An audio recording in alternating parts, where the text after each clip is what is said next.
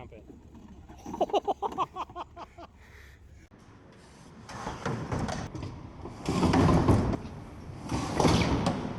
This car might look overpowered, and it is, so it's perfect. I found this F150 Power Wheels, so why not make the elusive F150 Lightning just miniaturized?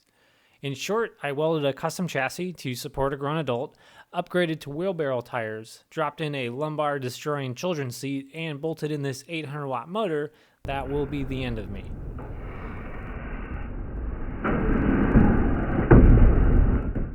Diagnosis: fractured ass.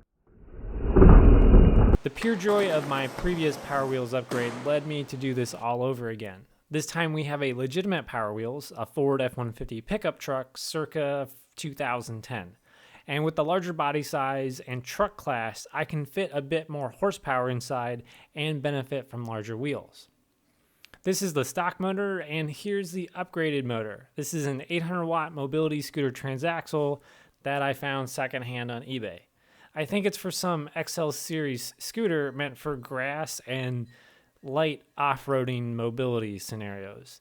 The transaxle did come with 10-inch tires, which matches the stock Power Wheels tire size, except the Power Wheels tires are obscenely wide. They're also worn smooth, and being so wide, that makes them terrible for grip in the front end, which is real bad for handling, so they gotta go. In their place are 10-inch wheelbarrow tires from Harbor Freight. These tires are pneumatic, so they provide a bit of cushion, and the rubber should assist with grip. The rear chassis is 18 gauge square steel cut to fit around the plastic body. There are specific support structures underneath where you sit to handle the forces between your weight and the transaxle, and that's the majority of the time to make all this work. This was done as a separate rear chassis.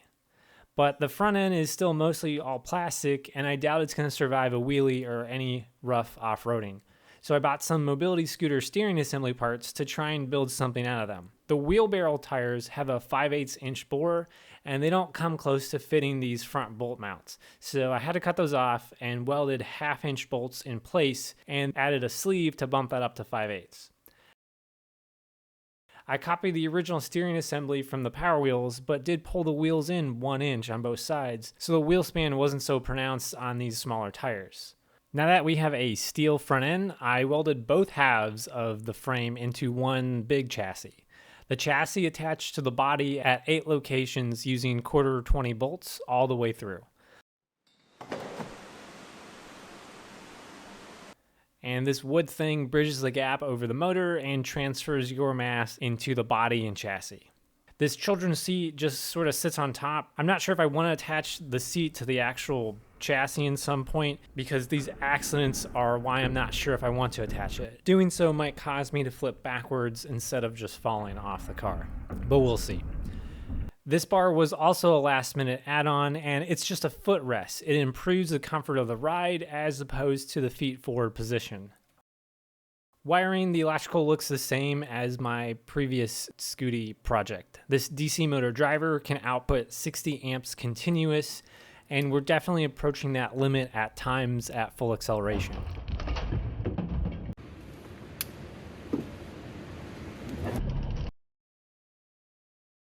I had a few accidents with the power capabilities of other motor drivers and them failing in the worst possible way, which is just the MOSFET going wide open.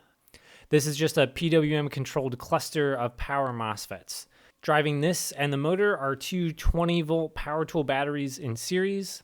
So this is just over 40 volts pushed into this 12 volt motor, but it's more than capable of handling this power.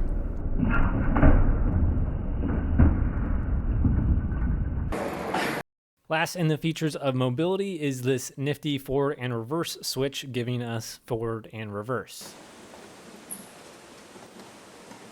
This block of wood does give me a mounting location for a barrier strip, and it's the motor's main power terminals, which is kind of a strain relief in this situation. I did do a preliminary test that was a bit reckless, and imagine attempting a wheelie, looping out of the wheelie, and then having the rear axle just drive off because it's not bolted to anything. So, yeah. And because of a few accidents like this, a dead man's switch was a must. And what this does is it cuts power to the MOSFET driver board. When you pull this pin out, say if you fall out of the car, this kills power. This is a micro switch that is tied to the 5-volt power of the motor driver board. Some of the extra features that also happened were this wheelie bar, and it's just made of leftover parts that kind of accidentally go together. I welded 2 training wheel brackets together, and that assembly just slides into the rear frame and bolts in. The original training wheels did work, but they were a bit rough, and the diameter of these wheels did not allow for that great of a wheelie angle. So I found some caster wheels which were much smaller and drilled them to fit. These smaller wheels let you wheelie to an angle that just feels a bit scary, so it's perfect.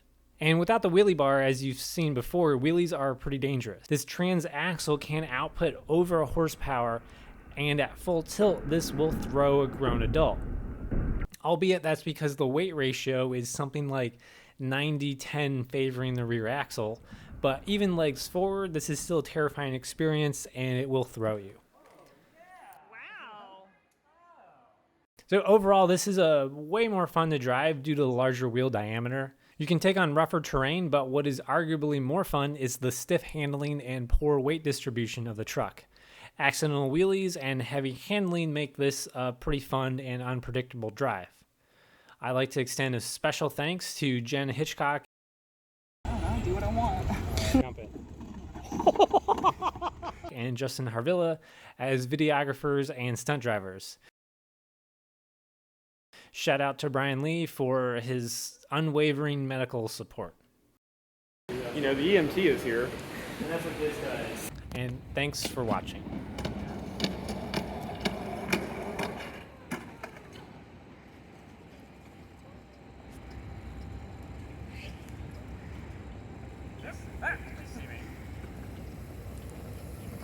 See me riding dirty.